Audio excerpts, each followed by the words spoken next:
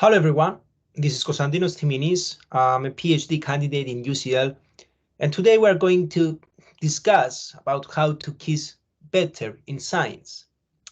However, you are not attending a how to be a better kisser presentation, and this is because the kiss I'm referring to has these little full stops between the letters and is not the same as the kiss word. Kiss consists of 4 words. Keep it short and simple. And actually, the short and the simple are the two very important principles when it comes to communicating complex subjects, science, technical terms, jargon. And it's really important that we can apply these principles in our presentations, in our speeches. So I'm going to start with a quote from Albert Einstein. If you can't explain it simply, you don't understand it well enough. And I'm going to expand this quote to, if you don't understand it well enough, how are you going to explain it anyway? The second quote I have in this presentation comes from Blaise Pascal, and it's about the short principle. So I have made this letter longer than usual, only because I have not had the time to make it shorter.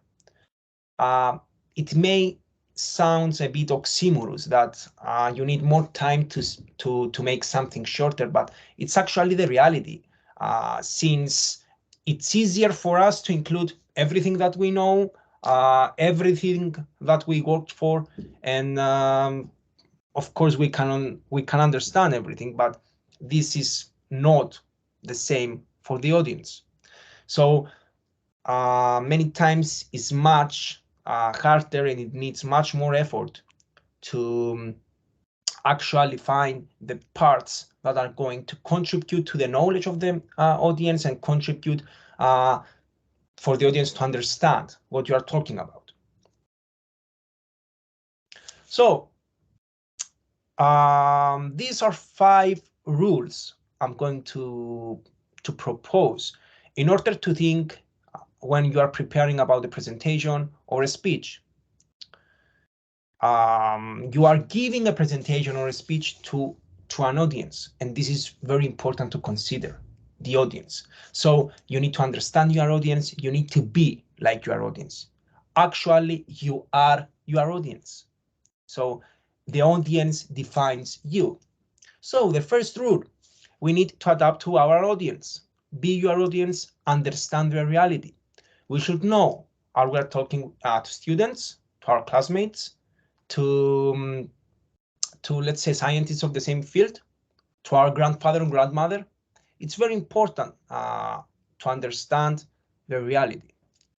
The second rule, use appropriate language. So if we know our audience, we know what we should use in terms of definitions, terms, equations, and then think, is this term or this definition helping the understanding or not?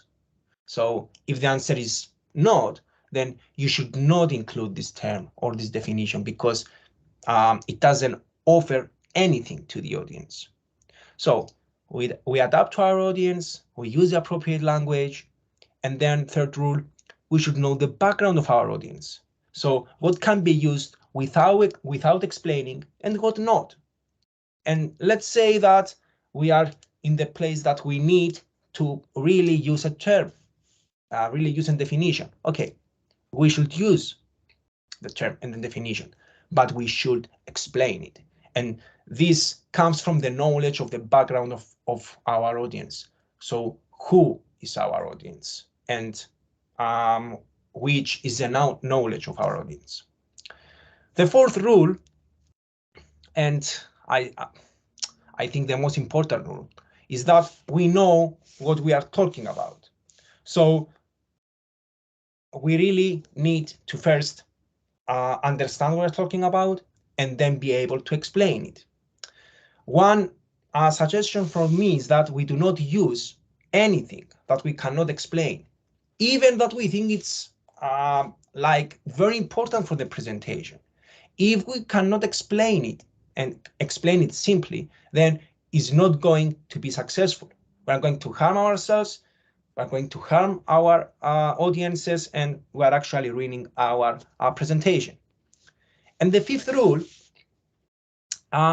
we should do something different than the last time. So it happens many times that we give the same presentation, the same speeches, we use the same slides to multiple times to many audiences, and this is not good to actually notice. So if we can engage our audience and make them feel special by using something different than the last time, this is gonna do the job.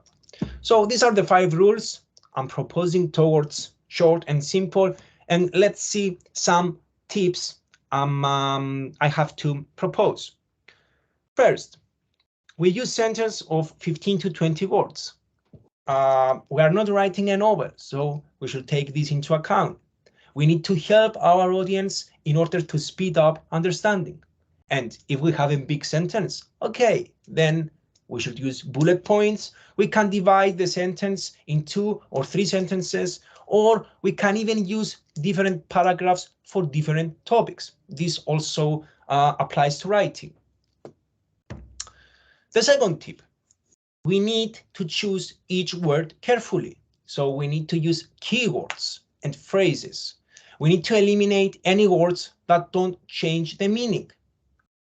And of course, we use words that keep everything simple. If we have to use any jargon, jargon refers to the use of like technical terms or scientific terms, then use the jargon, but first explain it simply. I have an example here. When I was preparing my speech for FameLab, it's a competition that you have to explain in a scientific manner in 3 minutes. So you also have a time constraint. So you should be simple and short. And I remember myself like spending a week on just modifying specific words, trying to find the best word, the best meaning, and words that don't include any jargon. So simple words, and also keeping the length short at the same time because of the time constraint of 3 minutes. The third tip is that we should break the info down. So first, we organize our thoughts in order to guide the audience. We create logical subsections in our speech. And of course, if we are giving a presentation, pictures and visuals can always help engagement and understanding. The fourth tip, especially when we are presenting, is that we need to do it like chat. So we need to use active voice. It's more attractive to the audience. Use examples which are engaging to the audience, and this is my favorite way to engage the audience, the examples, because I believe that when you give the people something that they can think, something that they experienced in their daily lives, this is what they can understand. This is what they can feel. So examples for me are amazingly powerful in order to engage and make neutral audiences to understand.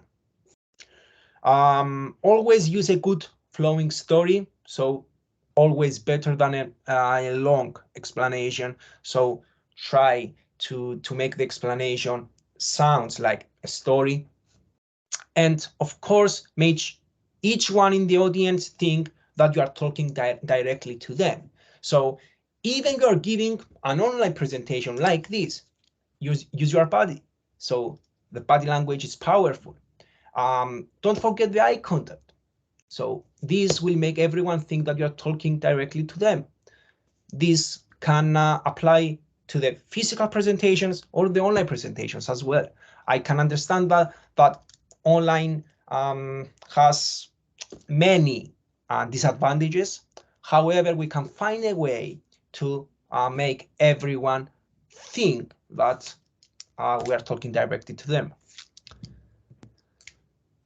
And because we just discussed about examples, I'm going to give an example on how we can explain a technical term in an easy way with an everyday example and make people understand it more easier. So you may know type 1 and type 2 errors. These are also called false negatives and false positives. So let's think of a doctor that who is talking to a man and says, "You are pregnant." This is actually impossible. So we know that doctors share the news that you are pregnant. This is positive. However, it's a false positive because this is not real. So this is how we can simply explain the type 1 error. And then we go to type 2 error. So a doctor shares the news with a woman that we can see that she's pregnant, and the doctor shares, "You are not pregnant." So "you are not pregnant" is negative. However, we can see that is false negative. So before this example, you may didn't even heard about the type 1 or type 2 error or false positives and false negatives of, or you may heard of it but never understood. If you can see these two images with two simple quotes, you can easily understand and then refer back to this. So this is a very good example of how we can use examples to make everything simple, easy, and of course short.